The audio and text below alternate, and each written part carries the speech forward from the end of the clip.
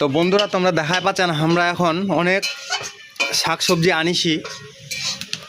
এতে হচ্ছে বাঁধাকপি আর পেঁয়াজের ভেন্ডি, ওই যে অন্য পোলট্রির মাংস ছে। তো তোমরা দেখায় পাচ্ছেন অন্যকা পেঁয়াজ পোলট্রির মাংস রান্না করার জন্য, এন্না ফের রসুন আর আদা তোমরা দেখা পাচ্ছেন। এন্নাকা এইখানে হচ্ছে আলু পাতার ভাজা, কত সুন্দর কালারটা হইছে সবুজ। এন্নাছে হচ্ছে ভাত, এন্নাছে হচ্ছে এখানে হচ্ছে মাছ তরকারি দিয়ে বাঁধাকপি, আর এন্নাছে হচ্ছে পেঁয়াজের ভেন্ডির ওই যে ভাজা।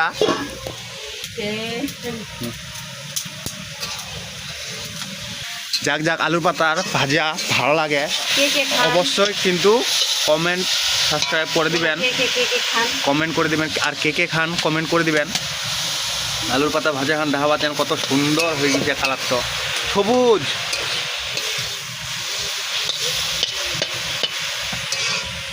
আর যখন মাংস রান্না হবে তখনও দেখাম, সম্পূর্ণ ভিডিও খান তোমরা দেখতে থাকো কেমন করে রান্না হচ্ছে।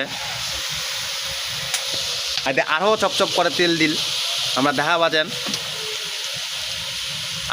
আলুর পাতার ভাজা খানোতে আমার বাড়ি, তোমার বাড়ি কেন নি কেন তোমার বাড়ি, আমার বাড়ি একদম হাফ কিলো তেল লাগিয়ে যাবে আলুর পাতার ভাজা খানত। তোমরা দেখা পাচ্ছেন কেন চপচপ করে তেল দিছে। এখন নিয়ে করছে, এরকম করে শাক রান্না করতে হয়। তো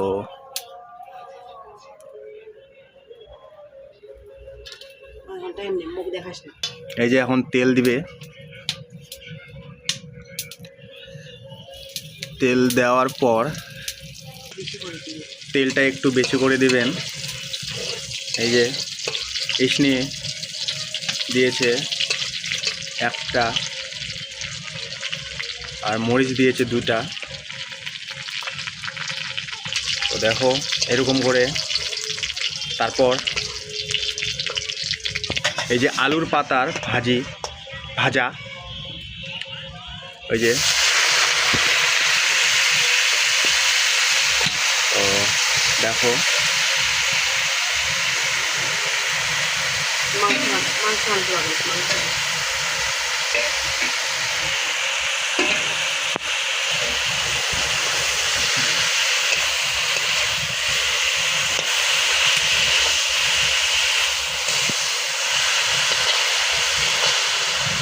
অলরেডি আমাদের আলুর পাতা ভাজা হয়ে গেল। তোমরা দেখতে পাচ্ছ কত সুন্দর।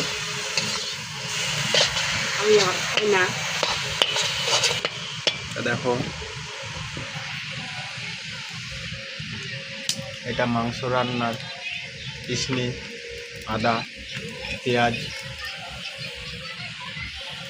কই